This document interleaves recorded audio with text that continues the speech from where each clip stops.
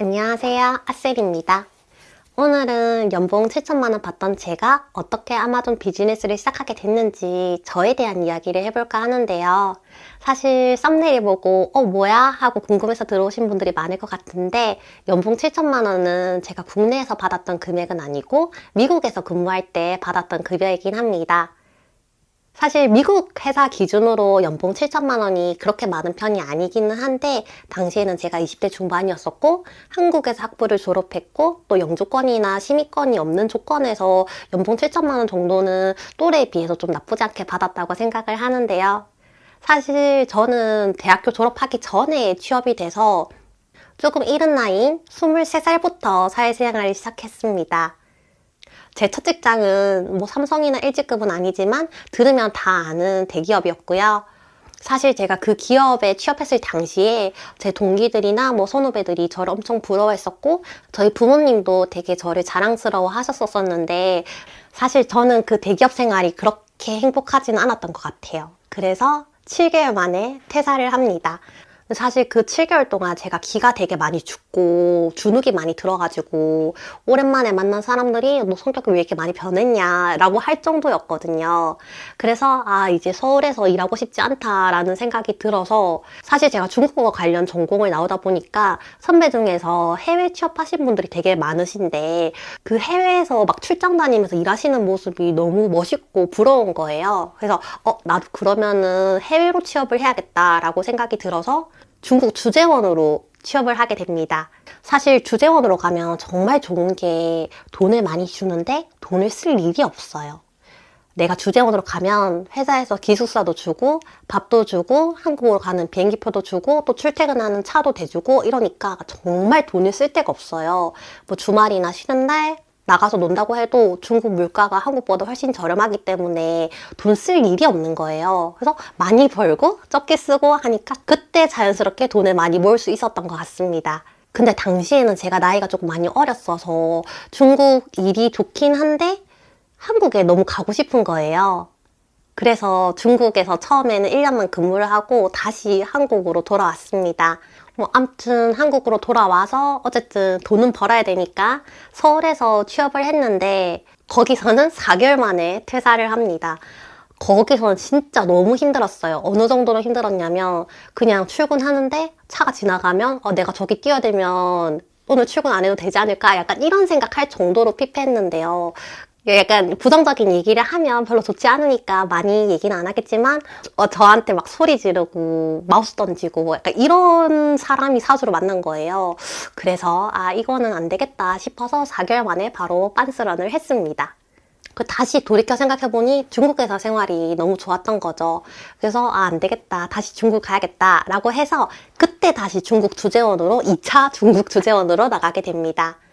그 회사는 진짜 너무 좋았고 일도 너무 괜찮았고 대표님도 너무 좋았고 같이 일하시는 분들도 너무 좋았어요. 그리고 업무적으로도 해외 출장도 되게 많이 보내주고 박람회도 되게 많이 보내주고 저한테 많은 권한을 줘서 되게 다양한 업무를 할 수 있었던 곳이거든요. 네, 그래서 그 회사를 다니면서 진짜 많이 배우고 성장할 수 있었던 것 같아요. 이 뒤에 얘기는 아시는 분도 계시고 모르시는 분들도 계실 수도 있는데, 이제 코로나가 발병하게 되면서 저는 일단 한국으로 먼저 들어왔습니다. 그래서 정말 감사하게도 서울 본사에서 근무하게 해주셔서 서울 본사에서 이커머스 팀에 합류해서 근무를 하게 됐는데요. 사실 제가 해외 영업 쪽만 계속 했었어서 B2C는 처음 해봤었는데, 뭔가 제품 소싱을 하고 제품 개발을 하고 브랜딩을 해서 제품 출시를 하는 그 1년의 과정이 너무 재밌는 거예요. 그래서 이커머스 쪽으로 더 일을 하고 싶다라고 생각을 하고 있었는데, 코로나가 장기화가 됨에 따라서 이제 중국에서는 저보고 좀 와줬으면 좋겠다라고 하는 입장이었었고, 이제 국내에서는 그때 코로나가 너무 심해서 B2C 비즈니스가 생각보다 그렇게 잘 되는 상황이 아니었어서 제가 선택을 해야 되는 상황이었었어요. 이제 중국으로 돌아갈지 아니면 휴직을 할지. 근데 또 저는 생각보다 일하는 걸 조금 좋아하는 사람이어가지고 휴직하기는 싫은 거예요. 근데 또 중국으로 돌아가기도 조금 무서운 거죠.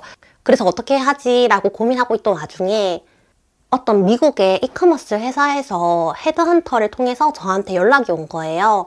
요즘 중국에서 물건을 소싱해서 아마존으로 B2C 브랜드를 런칭할 사람을 찾고 있는데 어제 중국어도 할 줄 알고 중국에서도 일했던 경험이 있으니까 미국에 와서 일하는 게 어떻겠냐라고 오퍼를 주셔서 이제 그 길로 그 회사로 이직을 하게 되었습니다. 그때 제가 처음으로 아마존을 접하게 되었는데요.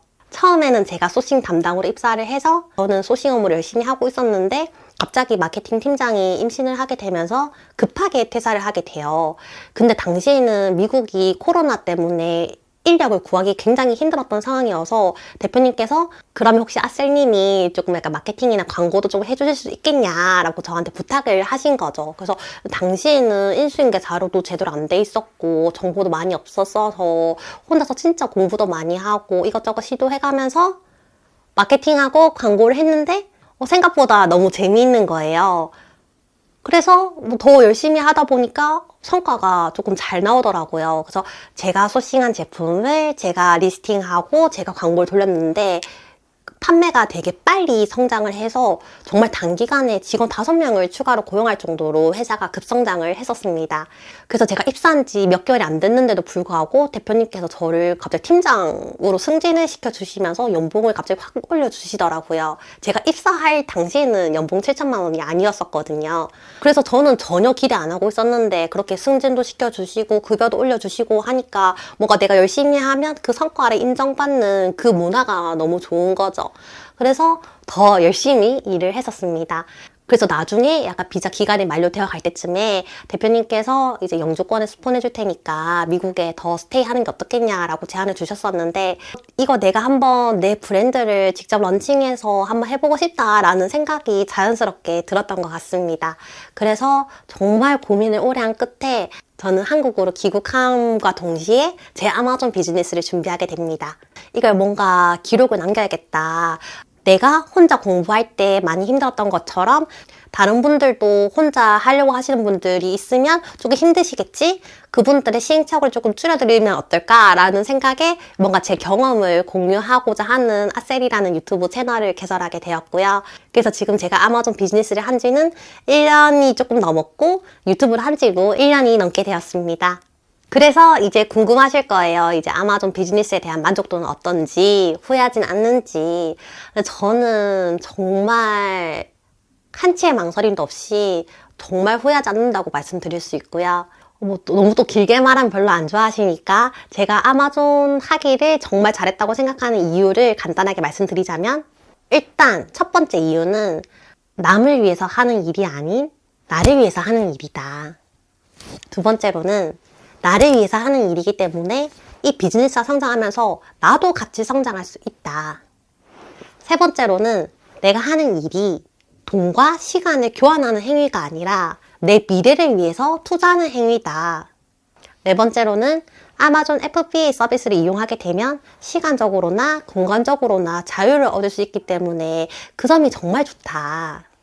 다섯 번째로는 이것도 FBA의 장점으로 내가 초반에 세팅만 조금 잘 해놓으면 적은 노력으로 많은 아웃풋을 낼 수 있다는 거고요. 이게 제가 아셀 채널을 운영해서가 아니라 아마존이 된다는 거를 제 두 눈으로 봤거든요. 제가 직접 소싱한 제품을 직접 리스팅해서 직접 PPC를 돌려서 나오는 그 결과물을 제 눈으로 봤어요. 그러니까 하면 된다는 거에 대한 믿음이 굉장히 강합니다. 그리고 저는 이게 좀 재밌어요. 제가 좋아하고 잘하는 일이거든요. 그래서 뭔가 제품을 소싱하고 런칭하는 그 일련의 과정들이 별로 스트레스를 받지 않아요. 근데 주변 대표님들 보면은 다 재밌다고 말씀하시거든요. 내가 찾아온 제품을 리스팅했는데 해외에 사는 누군가가 구매를 해주잖아요. 그게 너무 재밌는 것 같고 무엇보다 내 비즈니스가 성장하면서 저도 같이 성장할 수 있는 점이 너무 좋은 것 같아요.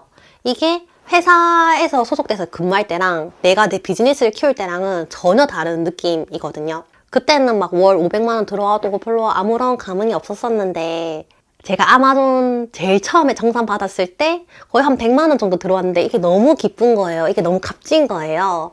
정말 내가 내 힘으로 번 돈에 대한 가치를 느낄 수 있어서 그 부분이 정말 좋은 것 같아요. 회사는 결국은 남을 위해서 일을 하는 거지만 내 비즈니스는 저를 위해서 일을 하는 거거든요. 그냥 내가 열심히 하면 그만큼 나한테 돌아오고 내가 거기서 성취를 느낄 수 있고 또 내가 성장하는 걸 느끼고 그런 부분이 진짜 너무 좋은 것 같고 사실상 제가 드리는 인풋에 비해서는 아웃풋이 조금 크기 때문에 똑같은 시간과 노력을 다른 마켓플레이스에 들였을 때보다 아마존에 들였을 때 조금 더 많은 아웃풋이 나오는 것 같긴 해요.